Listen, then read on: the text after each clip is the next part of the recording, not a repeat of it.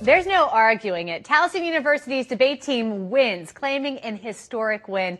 They are the first all-black women's team to win the Cross-Examination Debate Association's national championship. This morning, we have two of the team members here. We have Amina Ruffin and Corey Johnson, both here to talk about the major victory. Ladies, way to go. Congratulations. Thank you so much. You've made so many people proud in this area. Now we want to pick your brain a little bit as we admire your huge trophy, by the way. That's ridiculous.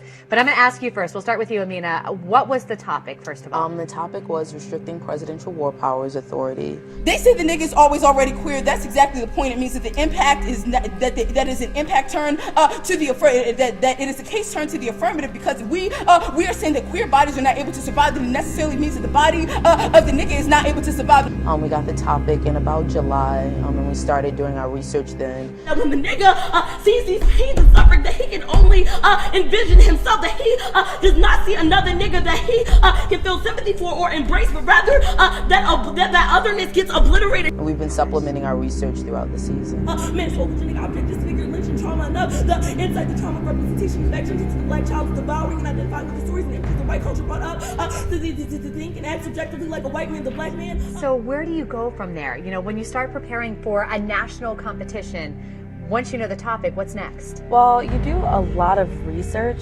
Says that the way that the status quo works is through whiteness allowing, forcing other bodies to tell narrations of whiteness and the violences that whiteness does. We say that is the link that we will go for. In order to prepare for it, because there are several different tournaments, and so being able to transition through each tournament. Capture separate from exposure to cultural representation of the white world, the cultural move the white world and to the child eye zone, and Able to respond to opponents' arguments. on sexual trauma as a way of grounding its racist cultural fantasy, the cultural trafficking images of the black man's photogenic objects. So just a lot of preparation. Disfigured, lynch, and trauma enough. The insight, the trauma, representation, connections into the black child, devouring and identifying with the stories and images of the white culture. Reading of articles and books and They only recreate what it means to be an authentic nigga, because we are not allowed to read.